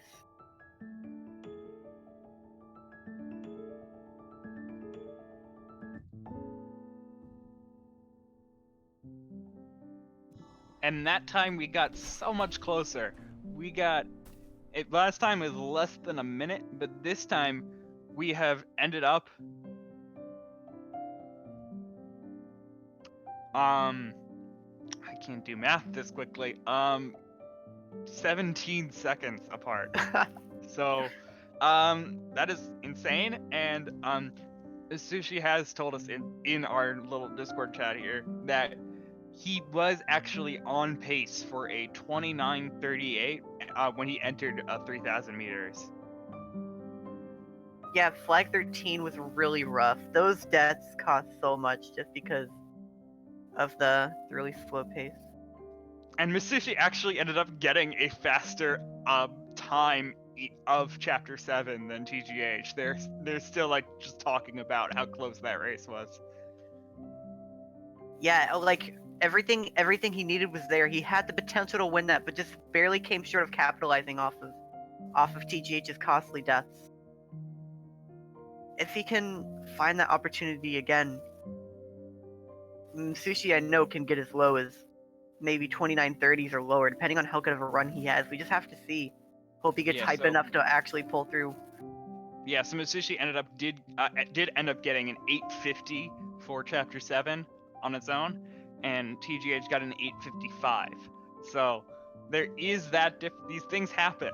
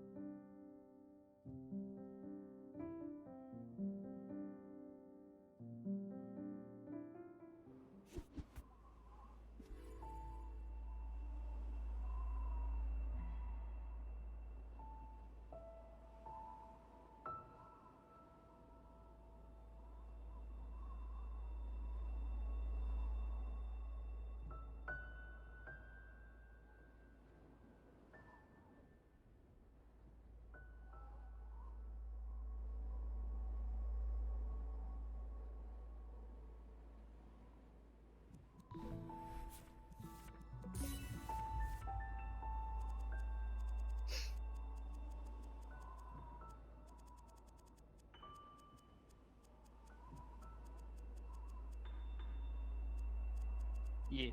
Of course, as we are waiting for these two runners, we do have that 70-star nonstop that will be happening at 9 p.m. It is currently 7 p.m. in the time zone that we are talking about, so it will happen pretty soon after these races.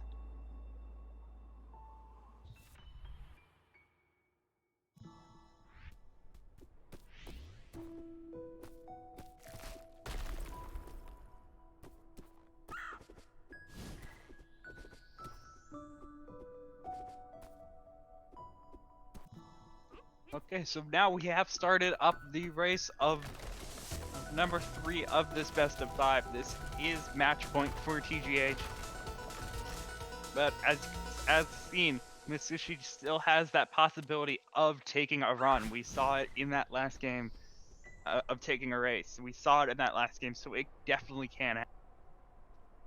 TGH with a couple frame lead here, pretty solid. Those corner boosts really coming in handy to save the frames here. Absolutely, things you are definitely looking for in the prologue. Are we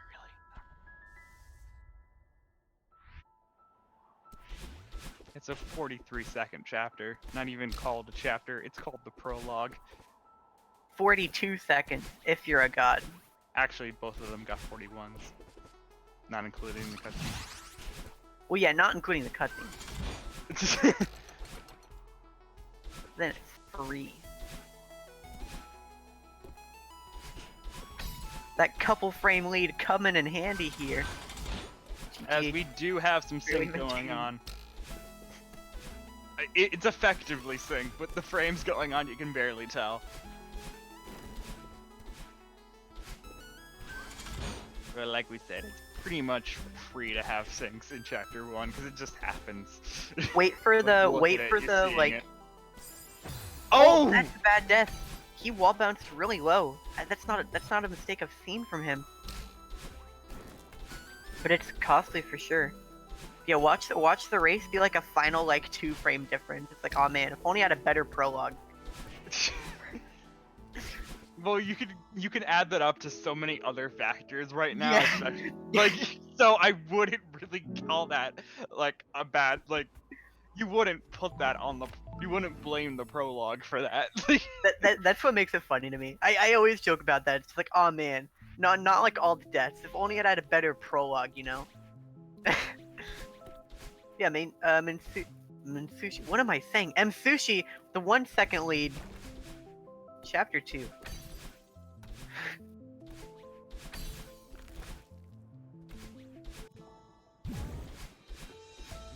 See if he can hold on to it through Resort. Yeah. Resort is where early game paces become a little bit more set in stone, because that's one of the hardest chapters in the game, and it's really early on. So Yeah. So a lot of players at this point pretty much like combine chapter 1 and 2 as its own section of times, and like just because 1 and 2 are such small chapters, so like it really matters like once you start getting to chapter 3 and 4 that you actually are maintaining that lead, because that is where it counts. Yeah, like if you have a really good pace out of Resort, it's hard to catch up to because chapter 4 is a bit more consistent than Resort. Resort is really dumb. But yeah, like both of these races, TGH has had a slight. In the first race, it was very slight, and in the second race, it was a little bit larger. And at that point, it becomes a little bit more difficult to catch up, and then you just have to rely on Summit pretty much. Well, Right now, Msushi has maintained this lead. Out of the end of chapter 2, we still have the Awake section, which can definitely cause some problems. As I've said, you do want to keep the momentum going. You do have things in your way that can stop your momentum, so you try to avoid them as much as possible, but it can still happen. So this section right here can still cause some problems. Yeah, I know in particular, he said this after the race. Sushi's really focusing on 5B this run around. Actually, I would have expected it to be Summit, but he noted that on his 5B time loss throughout this run. If you can get a really solid 5B, that generally saves you in races in a lot of the time, because 5B is a lot newer to the route, and so the times are varying a bit more between top players, whereas some of these other chapters are incredibly consistent between the top players, whereas they're coming within a second of each other out of like the first 2, maybe 3 chapters. Well, I just think like logically with it, it makes sense that like with a essentially 20-second gap between the players in the last race, that you would look at something that is actually particularly harder and like in a smaller like portion of time. And because 5B is like just that little stretch of time of like 5 minutes that you're doing, that that's where you can really look to try to get some time. In Summit, like his time loss was pretty much all over the chapter, and that's a long chapter to try to consider like where did I mess up. Especially like on the spot like this.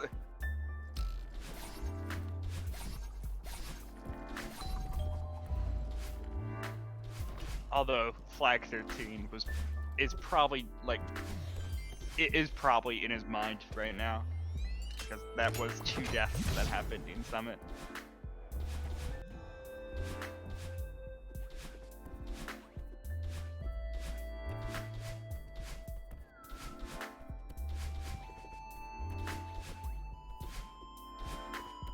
Both players in the big mess. The first time being in the big mess, as we do come back to that screen multiple times in this chapter.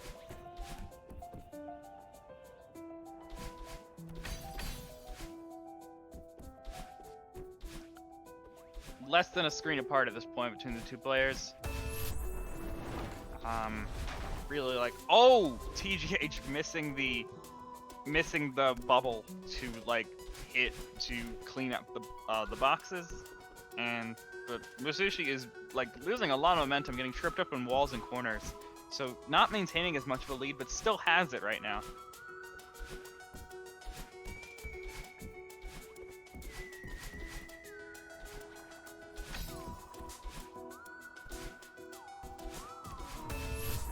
Like we said, Msushi needs to keep this lead through this chapter to really start having an impact.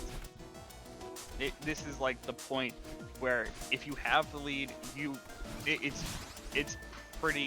it becomes down to points where you are like consistently going to have it, and gonna have it through chapter 4 potentially, as it is that more consistent chapter. This cycle on this screen is very hard to get through. And so we have made it through all 3 sections of the big mess, so we're just in this final part of there and going into the hill.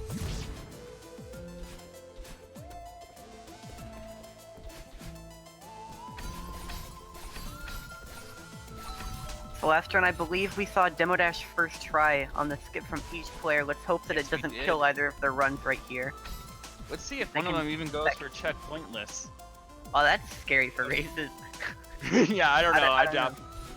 TJ But I pretty have good at both it. players have attempted checkpointless like in their own runs before, but neither running going Ooh, for it getting this that time. death, that's the one Msushi shot in the losing first it. race. Oh, TJ TJ did well. also missing it. So the lead is still maintained by Msushi. Okay, so that's not going to hurt him too much, especially when he dies on that room again. Okay, he's pulling ahead a little bit here. Actually, good for him, despite a second try.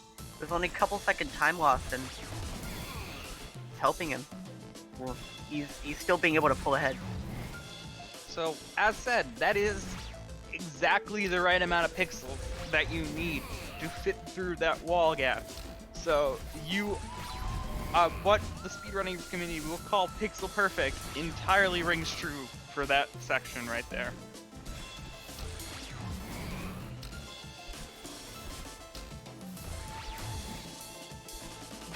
Sushi struggling a lot with the Oshiro chase in that screen in his last run, but going through really well here. This should be pretty solid resort split time for him. Definitely a good early game so far. Nice.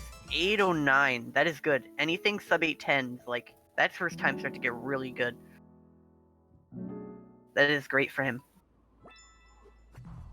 TGH just a little bit behind, but we'll, like I said, we just gotta see how 5B goes.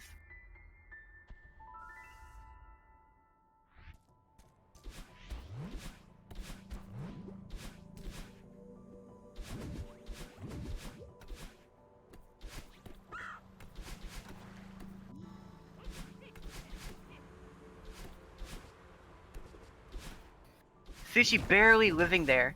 That corner boost, you want to try and like slide your feet past that platform as you're going flying, just so that it replenishes your dash. Didn't touch the ground, so he was stuck without a dash, but still just barely making it up the wall without dying. That's a scary corner boost to go for. Not getting his dash. Okay, he's fine. Backing that up really well, actually. He's definitely made that mistake before. You can tell when players have backs up as quick as those. You can tell they've put time into learning backups. 'Cause like I said, that's a really good skill to have in this game. Fumbling a little bit grabbing that block, but it's still okay for him. Getting that auto score skip just fine. For each of them, that's good, because that can be really costly. We haven't seen them miss it so far, which is crazy how they're consistent at that, but we have not seen any deaths on that so far.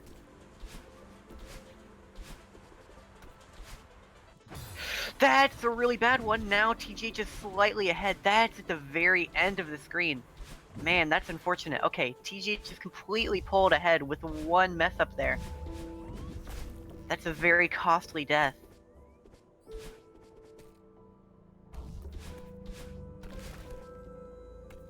Okay, both players now on the auto scroller. So yet again, it looks like they are like in the same spots. Oh, it actually does look like TGH did gain the lead. I'm sorry, I missed that. Yeah, it was one single death. Sushi had a really bad death while you were out. Ooh.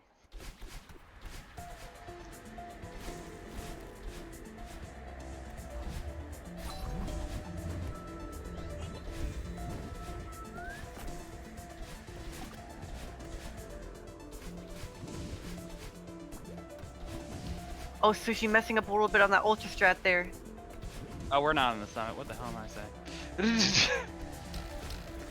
Still making it through just fine. That's a decent bit of time loss for him. This ridge has gotta hurt. That's not the one you would expect to see the time loss on. Especially when you're focused on like 5B and Summit. You know, in this game, you just take deaths in the place you'd least expect them.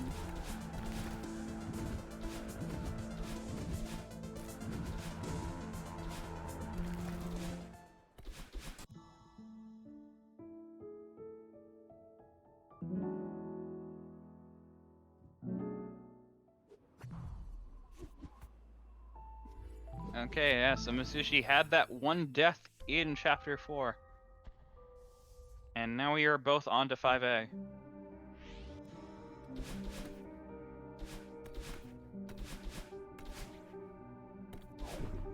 As a TGH has a 3-second in-game timer. Like his in-game timer is 3 seconds ahead of Msushi's right now. So you do have to account for that when looking at the current gap between players in terms of screens. Ooh, that cycle But skip is so slick. Still not. Oh, and Msushi missed a bit of a key grab there. So I had to go back for it. TGH, we're back on this corner boost again. How many will we get?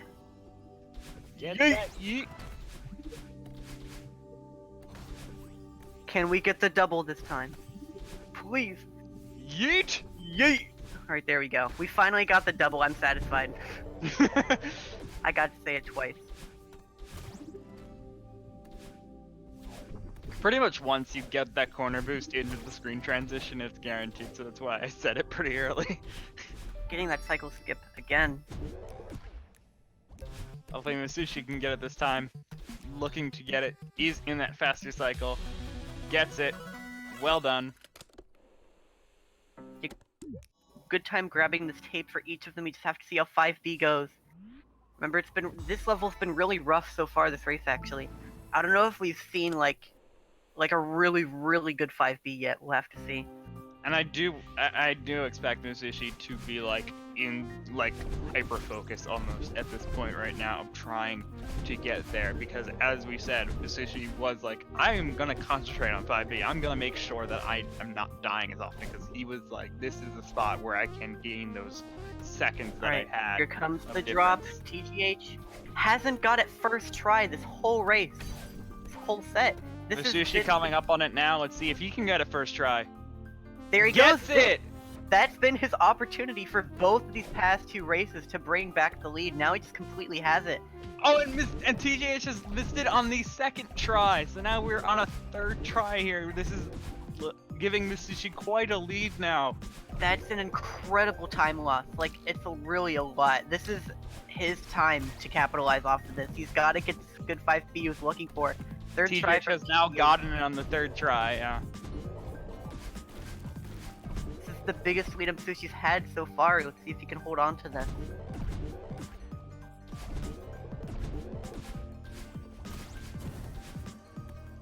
This is a lead that you are. I don't want to say too much actually, but it is. Don't curse it. Okay, I'm not gonna curse anything, but I will just say that in general, 5B is consistent. Like the end of 5B, it's pretty consistent in general. It depends on the strat, which we'll have to see what they opt to go for. I remember last time Sushi had some really crazy Seeker Gauntlet strats, but he actually nailed them all. So yeah, we'll just have to see. This is definitely a really good 5B for him so far. I think he can close this out. That scary barely makes it through. Yeah, that was scary. TJH not tripping off at all yet either, so this is a spot where Msushi has to keep this lead, has to keep those consistent strats going. Right, here comes the Seeker Gauntlet. This one can be really punishing. Getting that Ultra Strat right through there. TJH also having a bit of a scary Nice, boost again. from that Seeker. He's been playing that really well. Oh, barely hitting that spring. He's taken that same death, I believe, every time so far. Still has a lead as now on the third try for this impossible screen. Yeah, that strat that he goes for there, I've seen him die on that every race so far, but still a good 5B. That's a 232, a sub 15 split. Which actually, now that we're looking at it, there's a big timer desync. TGH isn't as far as behind as it looked like it was. Yeah, that's a good point. Still, did you note what the time was at the end of? yeah, it's Msushi? 10 seconds, 10 seconds exactly. So 10-second lead for Msushi right now? Yes. Cool.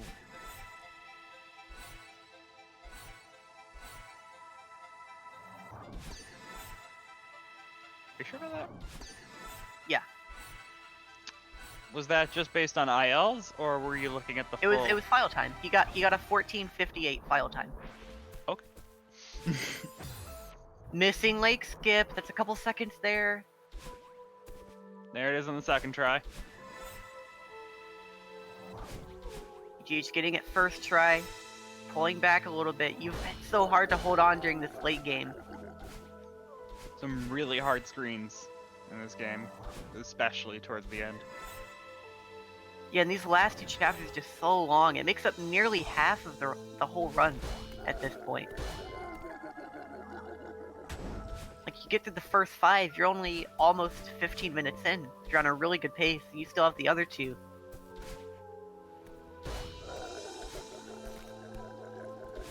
Barely making that through.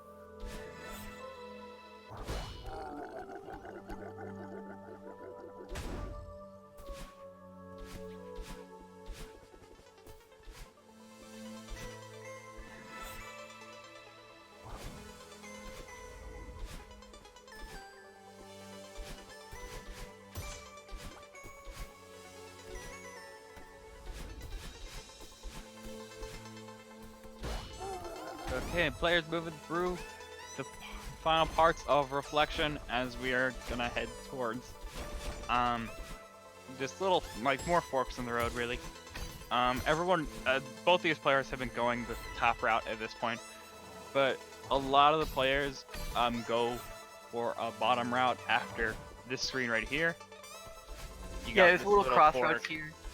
Yeah, so both these players go up, but if you're doing this as like a bit of a lower level speedrunner, you probably are going to go down at that moment, just because. Yeah, the strat for that top room is really hard.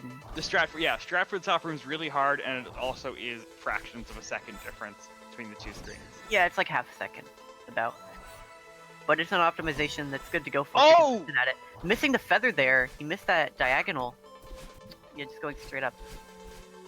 On a weird cycle now. He's on a really weird cycle. Okay, he had to react to that one. That was scary.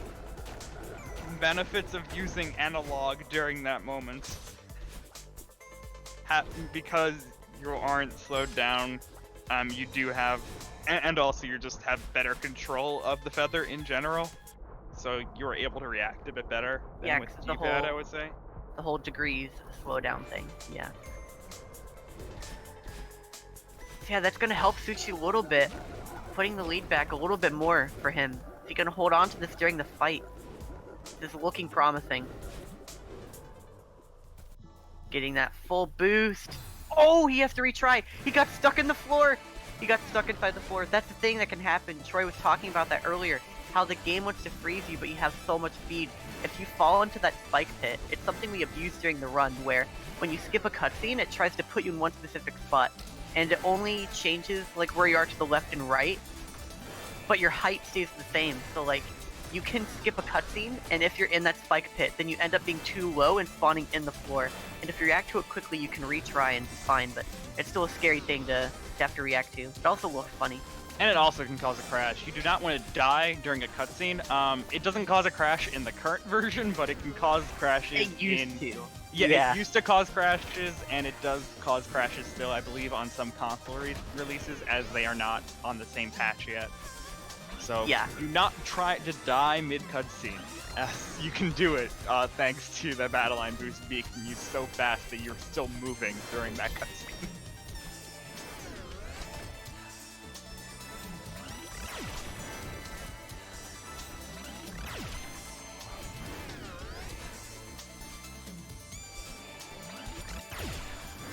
Okay, both players, about a screen apart here. I'd say actually even more than that right now. No, they're in the same screen right now. Just about. Screen. It's a long screen. Yeah, I mean, but still. Screen is such an arbitrary, like,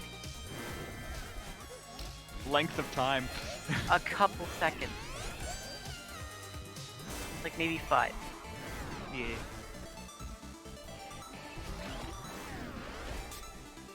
Well, both players, by the way, in what we would call the second half of the battle line fight, as there was that little section where battle line had some text to go through, where the battle line finally says you are not a mountain climber. And so now we're in this area where only thing that really changes is the music slightly changes, and these moving blocks are now moving back and forth in cycles. whereas before they kind of just moved to one spot and stayed in that location. But other than that, it's not really much to think about, as they are both on the last screen of the battle line chase sequence. Came really close to the spikes there, but both of them closing out this screen just fine.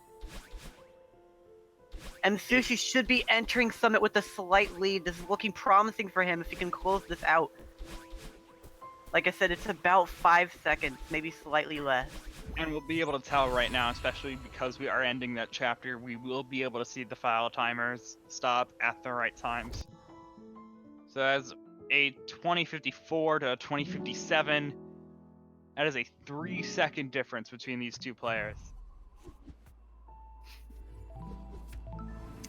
Right, this is the closest one we've had yet, but... And it is the only one where we've had Msushi have a lead into Summit.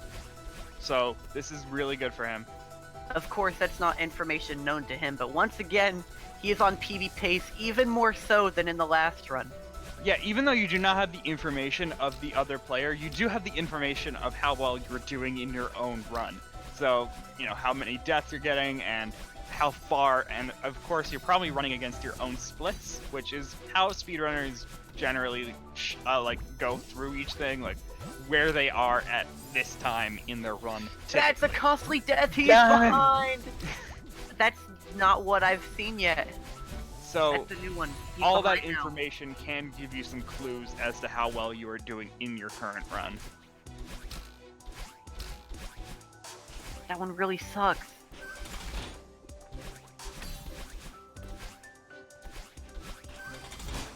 It's nowhere close to over though. This is still Summit. Like, he can definitely hold on and still pull through. He's just gotta hope Teach doesn't go ham and get an 820 or something. Oh, there's that death at 500 meters. People still going for that strategy. Msushi gets on the first try. Look, I cursed this strat. I was saying, what are they thinking? Good job cursing? Question mark? All right, let's not get my bias out here. We made it very clear from the start that we want close games, so we know the bias. There's no real bias of like which one we want winning. We just want some close games. We want entertainment.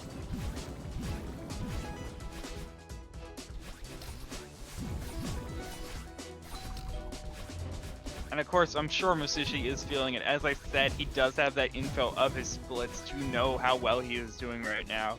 And this is a really good run for Msushi.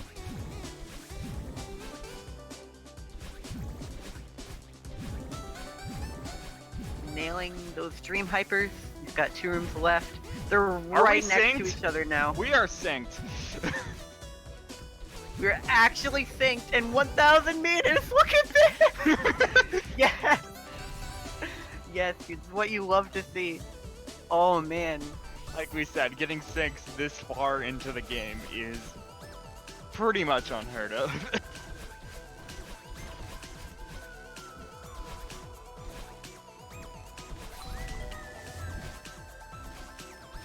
Msushi has barely a lead right now.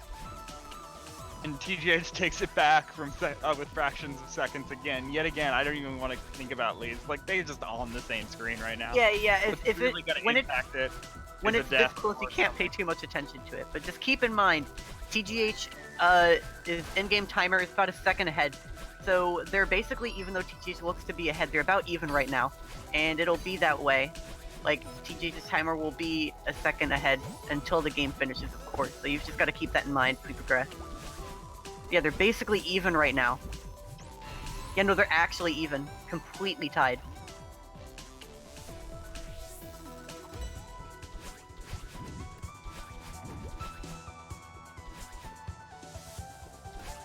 Oh, this is crazy.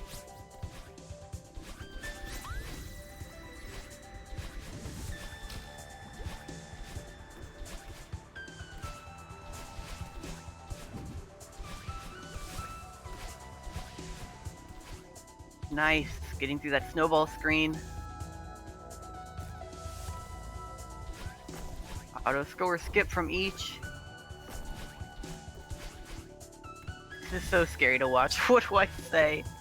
What do I even say here? Ah.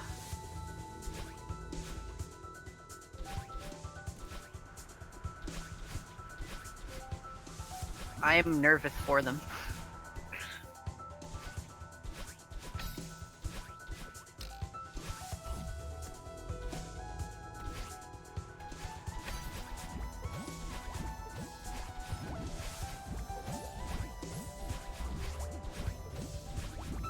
This is insane. They're maintaining it throughout the entire section. What am I witnessing right now? This is unheard of. Oh my gosh. Once again, staying just about even. This is crazy how close they are. This is still being maintained right now. And Msushi getting that momentum to be maintained through the next screen is crazy. Just like the little things are really showing up right now. Right, we've seen deaths in 2500, I think, every race so far. Let's see how this section goes this time around. Oh, we saw a death! No, that's intentional. Yeah, then not that one. Oh, okay. And on door skip and threading the needle, generally. TGS just did a wall bounce to gain some time there, but still did not really help him too much. Actually, as Msushi... Oh wait, no, it did help him. TGH does have a little bit of a lead, and so that wall bounce actually could have helped right there. Yeah, it's a very minor time save. It's hard to notice, but it's just a little optimization. This is crazy. We are entering 3,000 meters, and no real lead of any sort of significance is really appeared.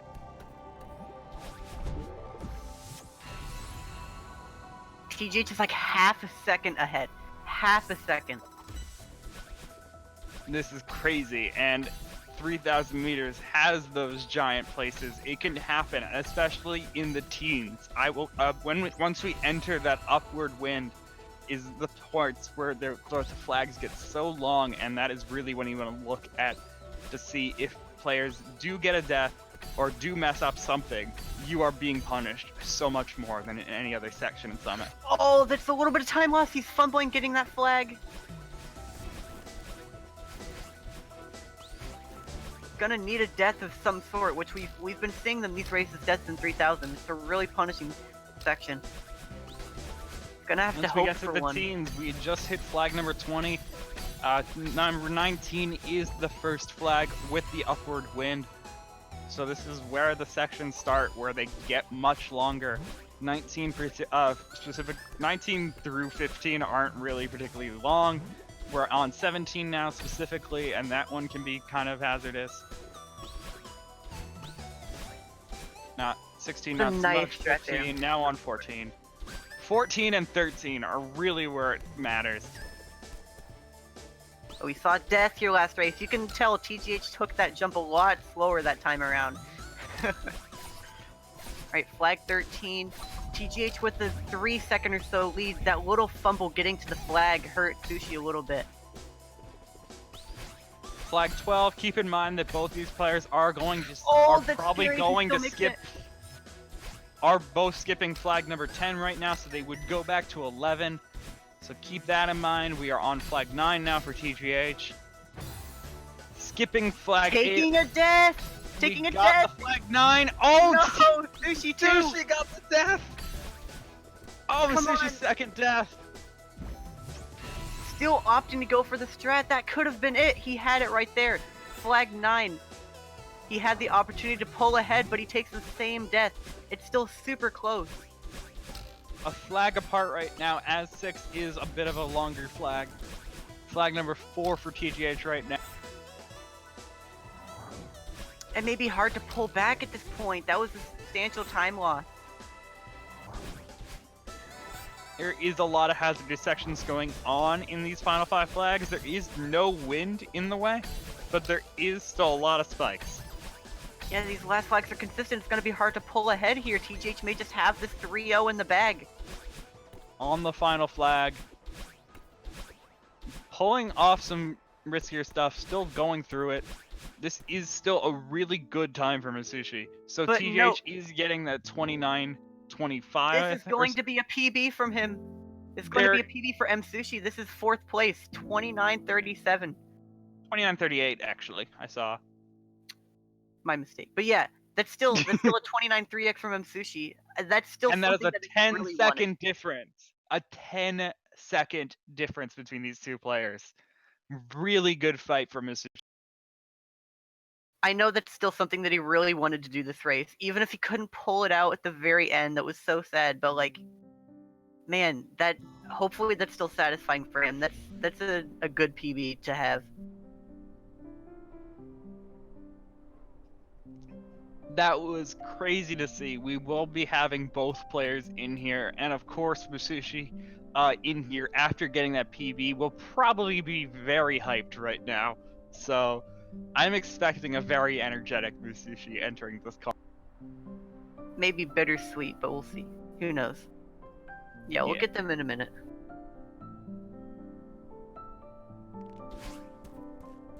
We'll see the death counters too.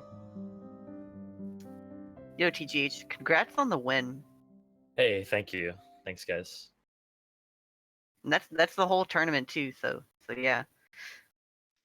But That's why you're man, here. like that. Those were some insane times from both players. You'll have to watch back game 3. Seriously, like the ending was so good, and Sushi getting the PB2. Like Summit was so good from each of you throughout like the middle and the ending. That like you were synced for like the entirety of like from like basically 1500 all the way to the end of the run, or to like flag 9. And it was like a soft, I'd call it like a soft sync really from 1500. It was an actual sync where like you literally were doing the same exact movements frame by frame in one at the end of like 1000 meters. Yeah. So that was actually happening. But like 1500 meters, you were just on like 1500 meters on, you were basically just on the same screen. I'm watching the restream right now, which is on a delay, and yeah, I can see that. That's crazy. It's Congrats on crazy the how synced we PB, were. Sushi. Yeah, and Msushi has entered as well. So how are you feeling, Miss? Conflicted. Yeah, bittersweet was probably what we were calling it. I mean, overall, today was a good day, and I think it highlights a lot of my potential. Pluses is that I feel like I played out of my mind for the most part. My summer best is now significantly under 29 seconds, 29 minutes, 29 seconds. Sorry to flex, but Dude, that's a no, good summer best. yeah. Don't mean to get you jealous, but no. And I got that, and of course I got this 10-second PB, 11-second, same number. But I was really disappointed with how I was playing 5B because I feel like that last race, the only reason why my time was significantly better was because of 5B. I felt like a lot of the other chapters were constant, and I just didn't lose 30 seconds in 5B. But and then also, my late game was kind of bad. That my second race I could have PB'd, but I lost upwards of 20 seconds on 3K. And then this race, even then, like I lost 12 seconds on 3K, so I could have taken it with a really good 3K. But you know, it's shoulda, woulda, could have. Really good races overall. I can't be too disappointed.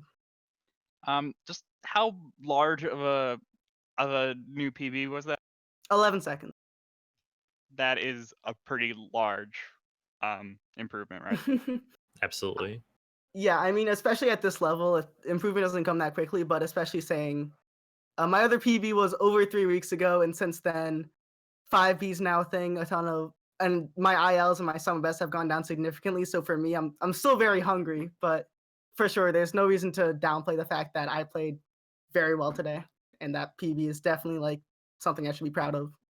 And I do have to say that chat was definitely behind you through this whole through this whole tournament.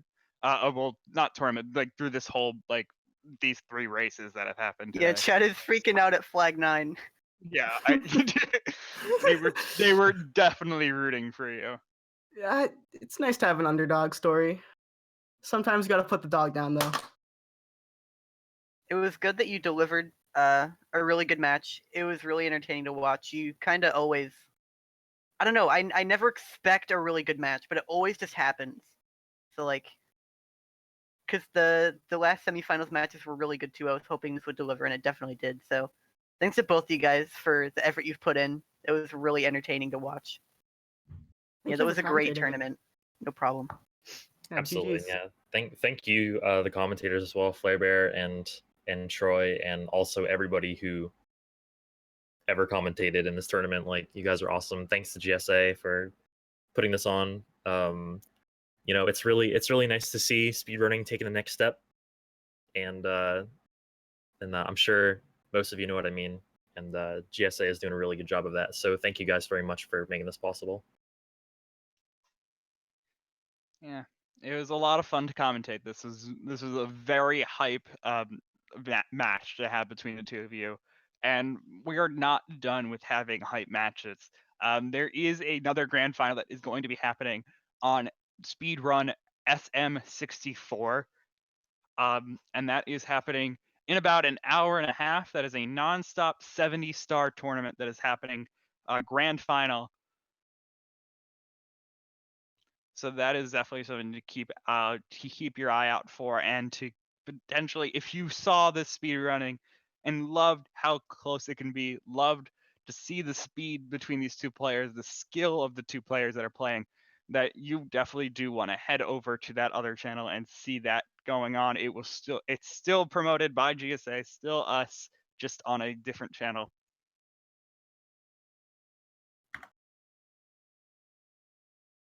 Yeah, this is a great tournament. Doing this is one of my favorite things to do. So like, thanks for having me. I've really enjoyed doing this. This is an amazing tournament. Thanks to everyone involved who commentated matches, who showed up for matches, everyone who put this tournament together and restreamed it and made this possible. This was a great experience.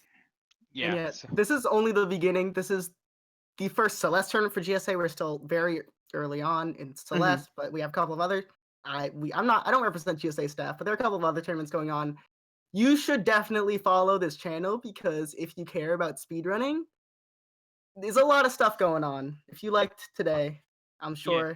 You Yeah, can this also is- follow all of the people who participated in this tournament. You can see the bracket that people are pulling up. You can see our names right here. We are all streamers as well, so you can all see our handles there, and try to follow us as well if you want to see some more speedrunning. Yeah, this is not the end. If you really enjoyed this, don't worry. There's more. This game has a bright future. And so does speedrunning in general. Yep. So yeah, see you guys later. Have a Thank good you for night. watching so much. Go watch SM64 nonstop 70-star tournament in an hour and a half. Do that. It'll be hype. I'll be there too in chat. Yeah, thanks everyone. Have a good one, and thanks again for putting this all on. See you all later.